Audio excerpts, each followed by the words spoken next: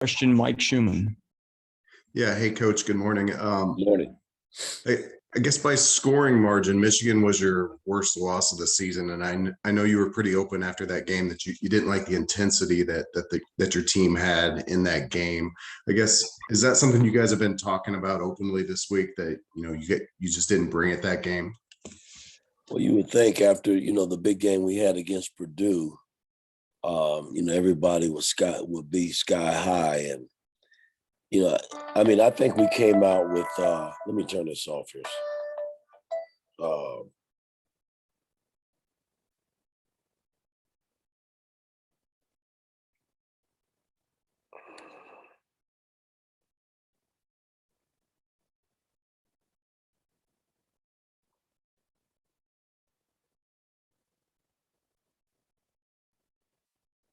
I think we came out with great intentions, to play hard, but we just didn't sustain it. After watching the film again, we did nothing right in that game. I mean, on both ends of the floor, our defensive coverages were awful, and it was one of those games where I just thought we didn't we didn't show up to play, and they took advantage of it on both ends of the floor. Keegan. Hey, Coach. Thanks for the time. Hunter Dickinson obviously kind of hurt you guys in that last matchup. Is the preparation for him any different? Are you approaching kind of his skill set in a different way this time around? Well, again, our bigs are going to have to just play him. I thought he had his way, and, he was very boisterous about it, and he came in and had a monster game. And you're not going to beat that team if you don't slow him down. So we're going to have to do a better job on him to the point where he can't dominate like he did. I mean, I thought that was the difference. And they made threes, but I just thought he was the X factor. He did whatever the hell he wanted to do. And, we just can't let that happen again. Alec. Hey, Coach. Again, when you kind of look back at that first matchup, was there anything that you can really take away from that and say kind of, hey, we did X, Y, and Z okay, and we can build off of that? Or do you kind of flush the tape and move on and take this as a new game? It wasn't pretty watching again yesterday. I'll tell you that. I think we just got to start fresh and regroup. That game, again, we hadn't had really any games like that. I mean, we were very competitive, and you think about it, we hit the first shot of the start the second half, cut it to 6, and then that was as close as we ever got again. And you got to give Michigan a lot of credit, man, because they came in here, they made shots, and the big fella was huge. I mean, and we had no answer for it. So, we got to eliminate the shots that they made here, and we got to do a better job on Dickerson.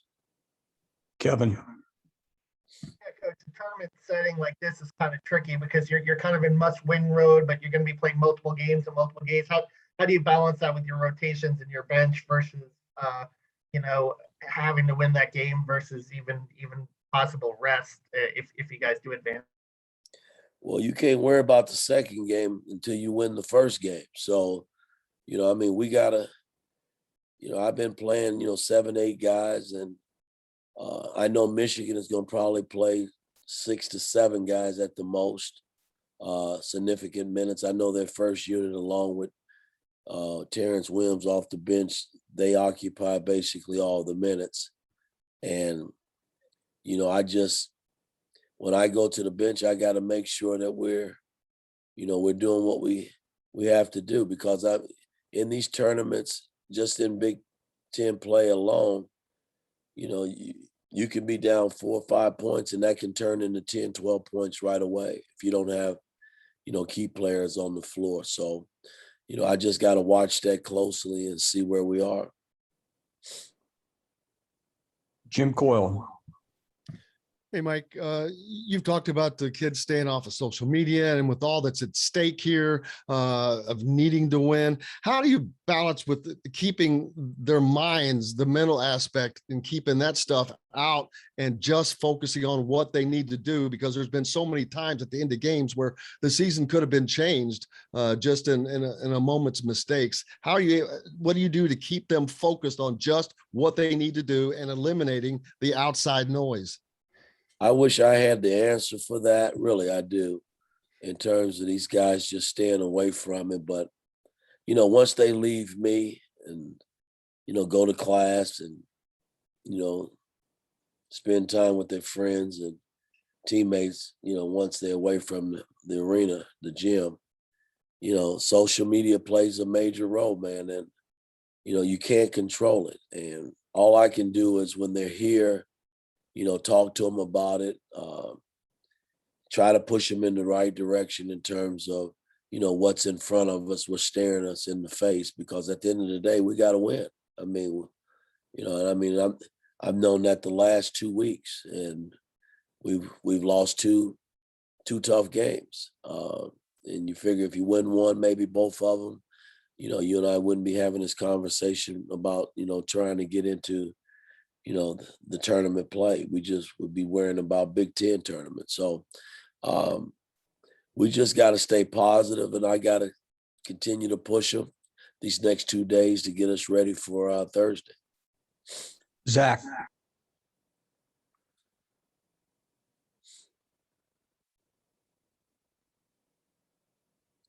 I don't know if Zach is on. Zach? Dustin. Hey, Mike, what's the adjustment been like for you going from the NBA to college basketball in terms of the timeout situation? Obviously, you're used to having more in the NBA, but probably not as used to as many kind of predetermined media timeouts. Just what's that been like determining when you want to save one, when you want to use one to stop a run? How's that adjustment been? Well, I'm constantly turning, because I am so used to so many timeouts. And, the other night I used them all because I was trying to kill the run and I ran out of timeouts. And, but a place like Purdue, I don't regret what I did because they made, it gets crazy in there and we could have easily gone from 10 to 20 easily, in that building. So, I got to just work closely with my coaching staff to make sure that I at least have one, coming down the home stretch in case, we got to dribble the ball up and then I can, get it in the front court. But, again, I don't think that beat us the other night. I personally don't think that. We had our shots. If Parker makes the three, that's now the pressure's back on them being up one, and us having to get one stop. So, but I got to get better. I got to, my coaches have got to help me a little bit more. And I got to get better in terms of figuring out, the timeouts, because we don't have as many as we had when we were in the NBA, when I was in the NBA. So I got to work on that. Zach. Coach, sorry, my internet crapped out for a second. So if somebody asked this already, I apologize. But I think Trey stretched and warmed up on Saturday. Obviously, he didn't play, but as you prepare for a team like Michigan that can challenge you from sort of those wing spots, those hybrid spots, do you think he might be available? How important do you think he would be, especially defensively, if he was available? Well, again, he played in the game, the first game. And, I just didn't think any of our guys played great in that game. We were just, we were awful, I thought. And yes, we need him. He's been a big piece of the puzzle. We knew that coming into the season. He and Rob both. And hell, Rob has missed 10 games, and now I think he's up to 13, 14 games, Trey. So, it hurts that they've missed the games because, again, we were counting on those guys to be a part of it. But, if he's able to come back, I'm going to accept him with open arms. We need bodies. And, he's been pretty good when he's been in uniform and on the floor for us. So, but I don't know if he's even going to come back. I'm gonna be honest with you guys. I mean, he hasn't really been able to practice, and so again, my theme has always been is the next guy's got to be ready to play. That's all we can do at this point. Alex. Hey, Mike, thanks for the time. We appreciate it.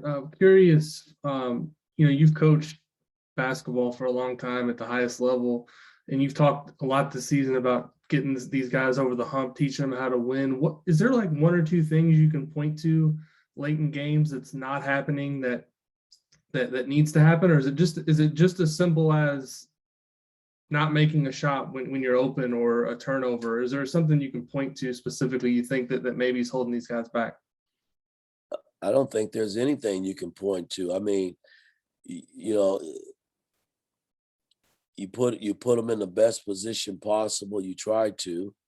I mean, when I look at the other night, 17 seconds, hey, we executed the hell out of the play, but we came up empty. We didn't make the shot. It was a wide open shot.